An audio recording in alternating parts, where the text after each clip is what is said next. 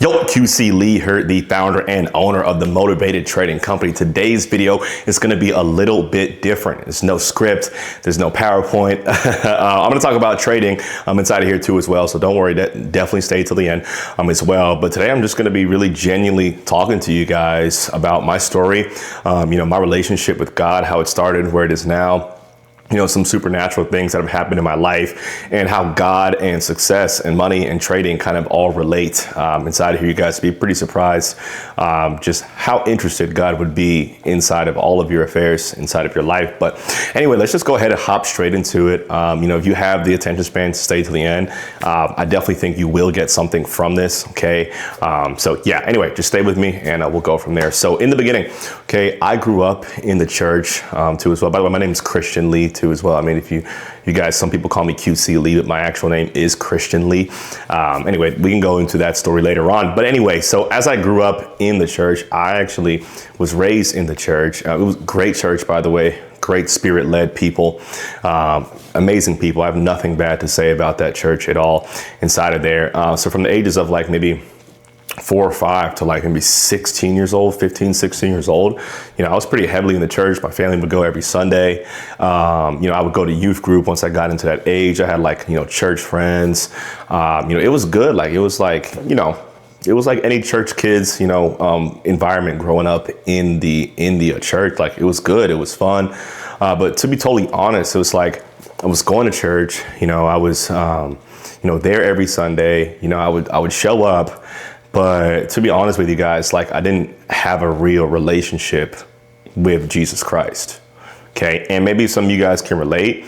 Maybe some of you guys have been in that situation before where you're just going to church, maybe for like the wrong reasons. Cause honestly, like, I was going to youth group for like free food and girls, just to be very like open and honest with you guys. When I was like 14, 15, 16 years old, man.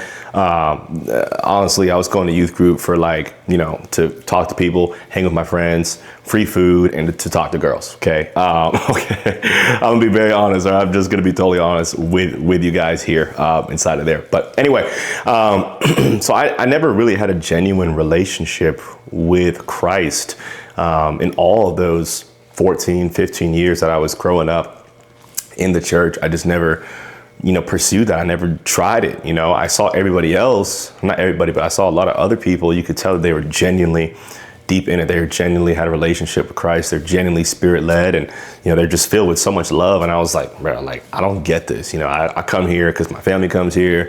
It's not like I was against it. It's not like I was against God or Jesus or anything like that. Like, I believed in Jesus. I always had like, believed like that he was there.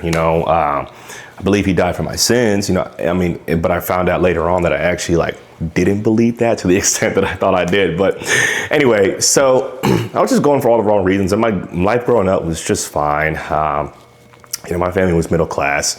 Okay. We always had food to eat, clothes on our back. But here's something that kind of switched my life upside down. In high school, I think it was my junior year of high school, by the way. Just to preface this, okay, I always had a lot of hair. My parents would never let me grow my hair out. Okay, I know you see all this hair now, and you're like, what are you talking about, Christian? Anyway, we'll get into it. Stay with me. Okay, I was never allowed to grow my hair past a certain point, just because my family didn't want me looking like that or being portrayed from other people like that, which I understand it now. I totally get it. But like after my like sophomore or junior year of high school, my parents were like, you know what, it's fine, just grow your hair out. I had this like curly fro. It was amazing, honestly. I mean, if I take my hair out now, I'd have like an insane fro. But anyway, back then I had an insane fro. My hair was like super curly. It was nice too as well. I was like known for the fro, basically. I was like known for this. They was like, yo, that's Christian with the fro, there. So anyway, I was known for it. It was like a part of my identity. Having, I'll be walking through the hallways, the girls touching my hair here and, here and there and stuff like that. Okay. And, honestly, a lot of the attention that I got was from, my hair, especially from women, when you're like 15, 16 years old, like a lot of your confidence comes from attention from the other sex. Girls call you cute. Girls call you, oh man, I love your hair. Oh, I love the way you smell today. Oh man, you're so handsome.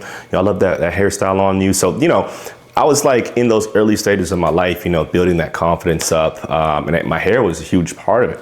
I know someone was like, what are you like leading up to? Just stay with me. Just stay with me. Trust me. Okay. And all of a sudden I was, cutting my own hair because I actually do my own hair. I don't do all this. I actually have to hire someone to, twist my hair up, blow dry, all that stuff. But, I always gave myself fades, shape ups, tapers, stuff like that. My father always taught me that skill. So that's something I'm very grateful for. And one time I was just giving myself like a little fade and look in the back of my like hair or, my head, and I see like a little bald spot. And I'm like, what is this? Okay. I just, I'm like, whatever. Don't care that much. Not a big deal. It just is what it is. Okay. And by the way, at this point in time, I actually stopped going to church. I think my family had switched churches or something. Not a big deal. But I actually stopped going to church when I was like 16 and a half, or something like that. Okay. But I stopped going basically. Okay. So anyway, I'm like, all right, whatever this is, whatever, I'll just ignore it. And then I checked the next time, like 2, 3, 4, 5 weeks later, like honestly, like 3 or 4 weeks later, I check, I'm in the mirror, and I'm like, yo, like, and so like, it's bigger. I'm like, yo, what is going on? I'm like, what is this? What is going on? Luckily it wasn't noticeable in high school or anything like that yet. Okay. So I'm like, all right, go to the doctor. They're like, yeah, Christian, you have alopecia. It's pretty common. We'll just give you some medicine and you should be okay. So I'm like, all right, cool, whatever. Take the medicine inside of there. I think a part of it like filled in, but then it started getting bigger and bigger and bigger and bigger over time. And I'm like, at this point, this just like spiraled me. This rocked my world. I was like, what's going on right now? Excuse me. So, over the period of 3 months, like it just got so bad so fast. Over 3 months, it started with a little like quarter size bald spot in the back of my head. And then after that, 3 months later, I actually had lost every single hair follicle on my entire body. Not follicle, but I lost every hair in my entire body. So they actually diagnosed me with alopecia universalis. If you are into like medical stuff, you know that the chances of that, of a full recovery from that are very, very, very low, especially for my demographic. Okay. So anyway, I went to so many doctors. I literally lost every hair in my body. And this is funny. I look back and it's funny, like it's whatever. Okay, I was bald when I was like 16 and 17. I was the bald kid. Man, it's funny looking back. Like let's be honest. Okay, it is funny looking back. By the way, there's nothing wrong with being bald at all. Okay, it was just a huge switch for me when I was 16 years old and I had a fro, bigger than my head, and it was just a part of my identity that I had lost. When I went bald, and everybody was like, what the heck's going on? So I got a bunch of, man, they tore me up. When I tell you, man, they tore me up in high school, man, it was crazy. Okay. Like, it was wild, they called me the Make-A-Wish kid, Little Bill, Peanut Head, bro, I get roasted I'm telling you, I would get roasted every single day. Man, it was bad. I used to cry every morning before I went to school, and I just, I spiraled down. I got into, I was clinically depressed. I was anxious all the time. I hated my life. I never thought I was going to get married. Never thought any girls would like me. I didn't see really much of a future. I was like, you know what, like, just is what it is, And I was just in a state of constant sorrow and depression, like, to be honest with you, from like the ages of like 16, part 17. The thing is, like, I got a permit from the school to wear like a hat. So at least it wasn't like that bad. I wear a do-rag or a hat, but I'm telling you, that's not the worst part. The worst part of having alopecia universalis, okay, is you don't have eyebrows. Okay, I'm telling you, without eyebrows, you cannot show emotion. So you're talking to somebody and they don't know if you're happy, sad, mad, like if you're laughing, they don't know none of that stuff. Okay. So I can't tell you how many conversations I had with people in high school and outside of high school too, as well, because I would go other places and they would just look at me and be like, where are your eyebrows? Like mid-sentence, they would just interrupt me and say, where are your eyebrows? And I'm like, okay, bro. Then I had to go explain everything and stuff like that, which is just embarrassing. Oh, this and that. I try to keep it on the low with people. But it was a terrible time in my life. I just went from being, wasn't the most popular kid. I knew a lot of people or whatever. I wasn't like super popular or anything like that, but went from getting all this attention, being the cool kid with the fro, to now being like the Make-A-Wish kid, or like literally like the staple of, of like, I was like the butt of everyone's jokes. Okay. Even my own friends, and that actually kind of revealed to me a lot of people who said they were my friends, but actually weren't my friends during that stage. So that was something else. And so I graduated high school. I was still bald there as well. And, I ran into a therapist, or my parents actually helped me get a therapist. Just being totally transparent with you guys, I don't know, it's just like too much information for some of y'all, but like just being honest. And we'll get into some other stuff too as well here soon. But anyway, I started going to therapy because, like, honestly, like I had to, like I was pretty down bad. So I started going to therapy when I was like 16 or 17 as well. And he was a faith-based therapist, and he would just always tell me to go like read the Bible. And I had like actually never read the Bible before. I remember I grew up in the church, but I had like never read the Bible before. So I started learning in the Bible like about the gospel. I started learning about Jesus. I started like praying. I started like coming out of that depression. Like as I was doing this over the period of like, like 6-12 months, I started coming out of that depression. I started like actually like, being joyful, being happy, being at peace, and, just seeking the Lord genuinely. And that's actually when my real relationship with God started. It was actually born out of that struggle, out of that struggle. So what the enemy, wanted for evil, God uses for good. So anyway, so I keep going to this therapist. He keeps telling me to read different parts of the Bible. And I'm like, at first I'm like, man, like, bro, get out of here, man. I'm not doing that. I'm not here for that, or whatever. He's like, nah, man, just give it a shot, give it a try, man. Just, open up your Bible. And at first I never prayed before that either. I never really prayed much at all. And so, I was, I started to pray, I was just like, what, like, I'll just give it a shot. I'm like, dear Jesus. Just started off with just like telling them how I feel, praying for healing, too as well. So anyway, and during that period that I was bald, because I was bald for a period of about 2 years of my life, maybe a little bit longer inside of here, I went to probably 20, 30, about 20 or 30 different doctors to try and get healed from this. I had multiple doctors tell me, they would reach out, feel my head, and they'd be like, like I would be like, nah, man, what is he about to say to me?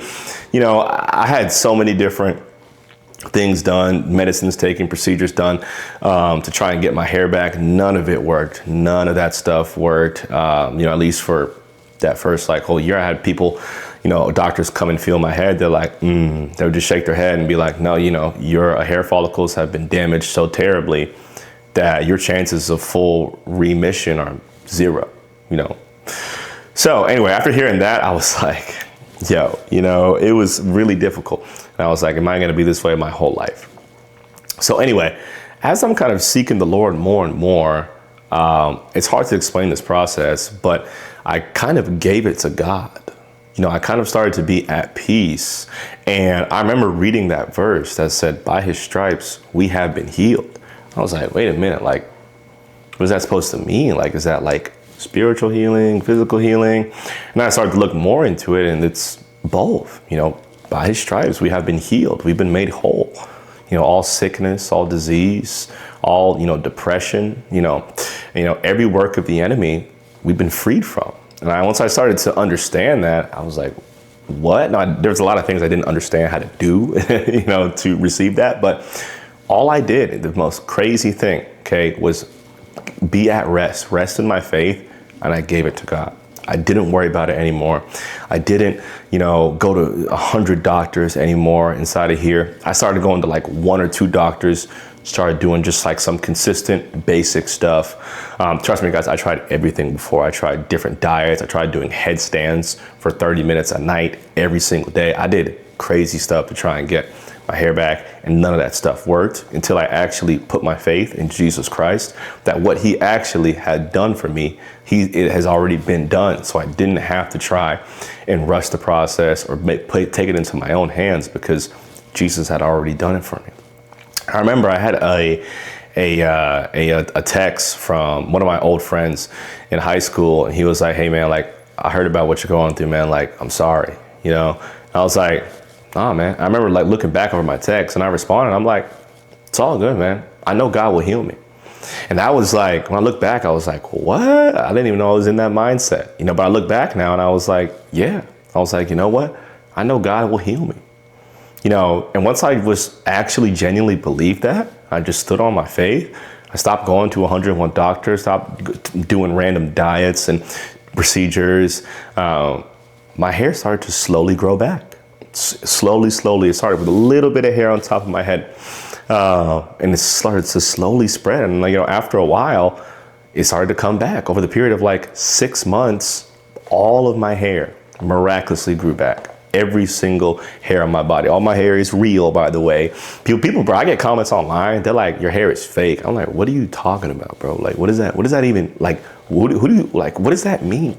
You know, like, bro, my hair is real, you know, my hair is probably a foot long now, but anyway, and it's been longer, but anyway, I know it's not that big of a deal, and stuff like that. But yeah, all of my hair supernaturally grew back. The doctors they were like stunned. They were like, what?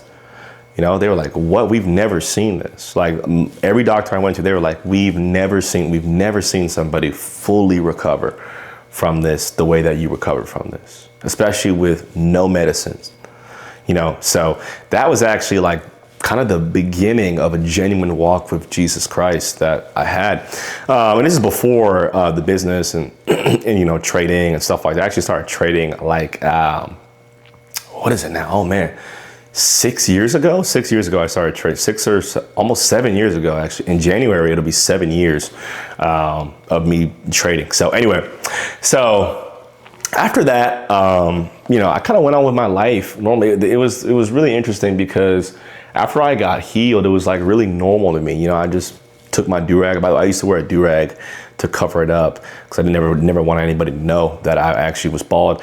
But I remember one day, you know, like, I was at the lake with my friends and I already had hair under. I was still just kind of subconscious and, you know, a bit insecure about it, but my do-rag fell off and, yeah, I had hair under and everybody was like, whoa, your hair looks so good. And I was like, all right, well, I guess I'll just wear no do-rag from now on. So yeah, and then my hair started to progressively come back. Every hair on my body came back. I was miraculously healed by the power of Jesus. So that was crazy. And I never even realized the weight of that until years and years later. But anyway, but the funny thing is, you know, me being human and then the guy that I was, I kind of forgot about God after that. You know, I started to go to college and I started to kind of stray away from God. You know, I was partying, I was drinking, I was doing crazy stuff, man, in college, you know, and I really strayed away from him for a good few years. You know, I went to college for about 3 years, then I actually dropped out to pursue trading and what I do now full time. That was years ago still too as well. But I kind of strayed away from God at that period of my life. Like I really, you know, wasn't aligned with him. My lifestyle really wasn't aligned with, you know, with his word and what he wants. You know, he says, if you love me, you'll follow my commandments. And, you know, drinking, partying, you know, smoking weed, all that stuff is like, to be honest with you, like that's definitely disobeying his commandments, for sure. So I remember, too, as well. And I had acted, by the way, when I was in college, I started trading back again, like full time, basically. Like 2019, 2020 was when I started trading back again, because I took a small break, then I came back to it there as well. And guys, I did a bunch of stuff before I was like a trader. I was a food delivery driver, I was a cashier, I was a lifeguard, I sold shoes, I sold clothes, I flipped Xboxes, PS4s, all this stuff. Like I did a whole bunch of stuff before. I always hated, you know, clocking in and clocking out, getting yelled at by my managers, by customers that just were not, you know, pleased with me. Because I was a food delivery driver. I worked in service. I know it's not like bussing tables or like, you know, serving tables, or it's not that type of service. But like, trust me, I had my fair share of run-ins with people who just were not the nicest to me. You know, I almost had somebody spit on me one time. Actually, I had somebody spit on me one time. And I remember I was just like thinking, I was like, bro, I got to get out of this. There's no way I can do this. You know, the max actual wage I ever worked for in my life was like $8.50. And I was after 3 years at the job. Okay. Now, I made more in the service industry and stuff like that. But the reason I started trading was because, number one, I hated being broke. Like, I hated poverty. Like, I hated poverty. I'm not gonna lie. I always hated poverty. I still do.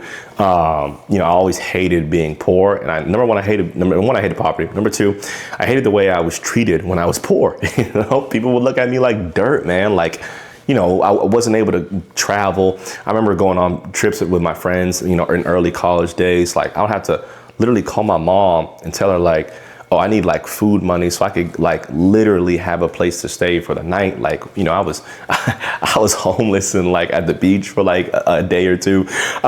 Crazy, man. Okay. I'm not saying I was super down with that. I mean, I had no money for sure. But like, anyway, I didn't want to live that life anymore. Like, I wanted to, because I had big dreams. I never imagined myself working a job. And I always wanted to be free, honestly. And I wanted to be able to set my friends, family, and loved ones free too as well. So that's why when I discovered, the power of trading, that I didn't have to trade my time for a finite amount of money anymore. I was like, why is everybody not doing this? If I can do this, there's literally no ceiling to how much money I can make. Okay, so I was like, all right, let me just go all in. So I went all in on it, started teaching my family, my friends, my loved ones. And then I had a friend tell me like a few months into us making money, he was like, hey man, like we all make money with you like for months. Like, why do you still do this for free? And that's when my mind switched. And that was like over 5 years ago now. That's when my mind switched. I was like, oh, like people will pay for this? And people was like, yeah. I was like, oh, okay. So that's how my business actually started. I never intended to teach other people, like, I intended to teach my friends and family, but they just asked me. Like, they just saw my life change, and they just asked me to teach them, so I did it. And then I had other people ask me, and I had other people ask me. So that's actually kind of how it happened. Very much kind of like God's plan. I kind of just stumbled upon this business in teaching people how to do it. And we've come very, very, very far, to say the least. By God's good grace, we've been able to make our members and well over multiple 8 figures in profits, help thousands of traders over the years, and be able to provide a lot of value for a lot of people. So anyway, so let's get back to my walk with God. I really strayed away from him a lot, honestly. And then when I was in college, and then once I dropped out, actually, it was right before I dropped out, or I got rebaptized, actually, because I baptized when I was like a kid. I didn't know what I was doing. I was like, the water looks cool, or something. But anyway, I'm not making a joke or a mockery of baptism at all. I think everyone should go get baptized at all. But I'm just being honest and genuine with you guys that I was doing things for the wrong reasons when I was younger, But anyway, so I went and got rebaptized genuinely. And after that, truly, like, my life started to change. Like, I didn't want to do the old things that I used to do anymore. Now, it took time. It wasn't like I got up in the water and I was like, I'm going to be holy now. No, it took time. There's a time it takes for the renewing of the mind, renewing of the body. It really took time. Over the next few months, I started to see myself, become convicted about doing certain things and not wanting that desire to go out and do all these crazy stuff anymore or do that. I didn't have that much of that desire anymore. Now, there's still temptation. I'm still tempted to this day. I'm not a perfect Christian. My name is Christian, but I'm not a perfect Christian. But like, I'm still tempted today too as well. But anyway, so my life actually genuinely started to change, and I started to actually read the Word, and I was kind of trying to find a church. I was like, let me try and find a church. And we found one. We used to go, me and my friends, my ex-girlfriend, we used to go every, once in a while and stuff like that. And they were great people inside there as well. And my life just started to change, And I will say this. Once I started to actually seek the Lord God, okay, everything in my life became exponentially better. My trading got better. My focus got better. My mental clarity got better. My business blew up. Okay. Everyone around me, okay, started to treat me differently and better. Okay. So now I'm not telling you directly that if you do this, your life's going to get better, but I'll put a good bet on it that it will. Okay. Things might get a little harder at first, but that's a good thing. Adversity is a privilege, So my life really took off when I started to actually seek God, get in the Word. I started praying. I actually started to seek God and talk to him. And I just, honestly, I couldn't get enough of the Lord, you know, like I'll be watching sermons every day, really just seeking God. And I still do it today, of course, and that's when my life really started to change. And I started to learn more about, you know, the character of Jesus Christ. By character, I don't mean he's a fictional character. By character, I mean, you know, his actual nature, you know, and what he wants for us. And, you know, the more I learn, the more fascinated I am, and the more I love him, and the more I love people. That's one thing as well.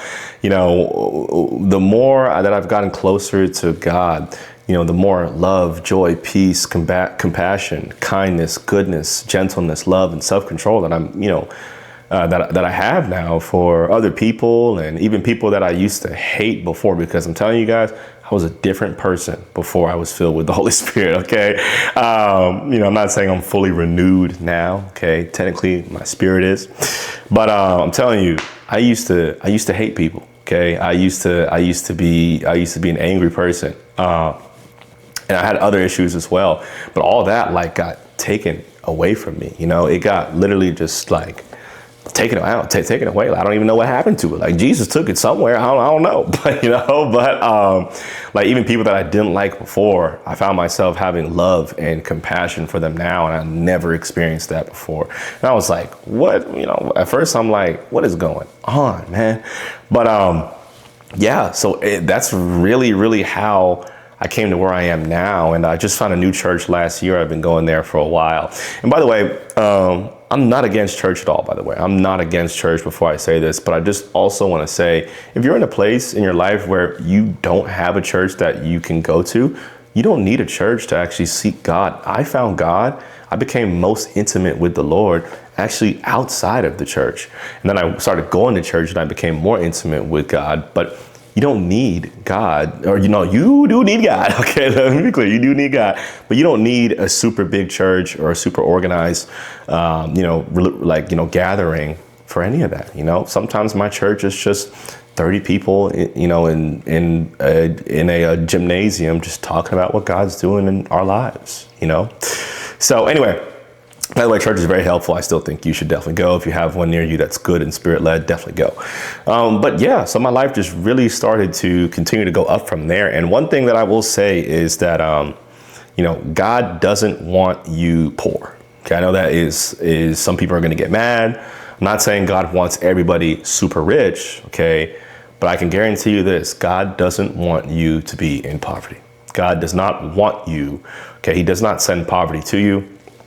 He does not want you to be poor. He does not want you to be afflicted by any work of the enemy, because poverty is a work of the enemy. Okay, poverty, not you not being able to feed your family, your wife, your kids, not and provide, you know, for your mother, your father, your brothers and sisters. Okay, that is of the enemy. Okay, when we look in the Bible, lots of godly men were extremely wealthy. Abraham, called the friend of God, it says in Genesis that he was very wealthy in silver and gold and cattle.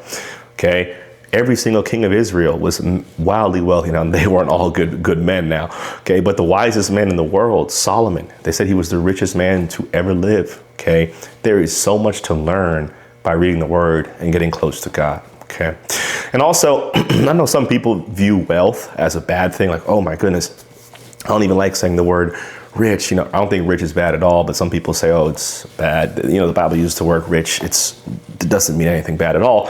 I know there's that you know, that incongruent teaching of money is the root of all evil. It's actually the love of money, okay, is the root of all kinds of evil. Okay, meaning that if you love money more than you love God and people, it'll cause you to commit all types of sin and very bad things. Okay, so anyway, one thing I always say is, you know, don't love the money and use the people. Okay, love the people and use the money to love the people. Okay, because at this point in my career, very honestly, I don't know how to say this, but I don't need the money.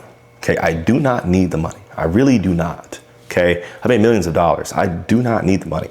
Okay, in all seriousness. All right, the reason I do what I do now, okay, is number one, I love seeing the transformations of people that people who were in where I was, like never thought they could get out of their situation. They want to be free. They want to get out of their jobs. They want to stop working the rat race. They want to be free. They want to travel. They want to spend time with their family. They want extra income on the side. They want to be free financially. They want to be free with their time. They want to be free with their locations and stuff like that. I understand.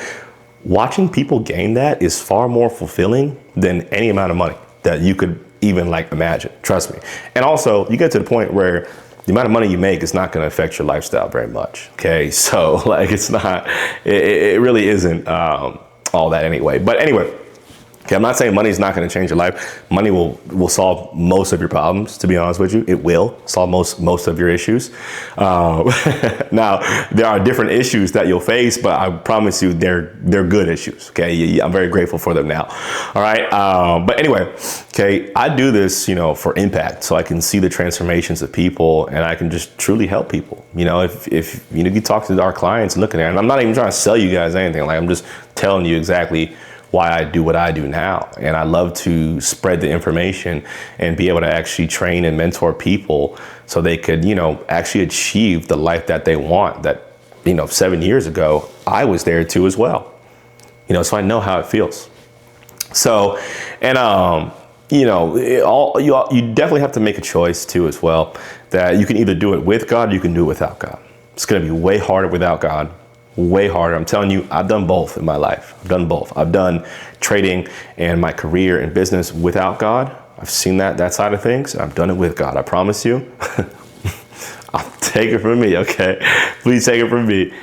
It's going to be better with God. Okay. It is going to be far better to do this journey of trading, of whatever business you want to start, of, going through school, of whatever you're doing right now, like going through a relationship. Do it with God. I promise you, it's going to make things better. Things might get harder at first, but I promise you, if you do it with the Lord, you won't regret it in the long run. It's the best decision you can make for eternity. Seriously. Okay. And take it from me. I've been doing this for, almost 7 years inside of here. So I have some experience under my belt. Okay. And I can tell you right now, do it with the Lord. I promise you're not going to regret it long term. Okay. But yeah, that's just my story. I just want to be very genuine. And just to be clear with you guys and honest and open, I still fall into sin. I'm not a perfect Christian or anything like that. Once again, I still fall into sin.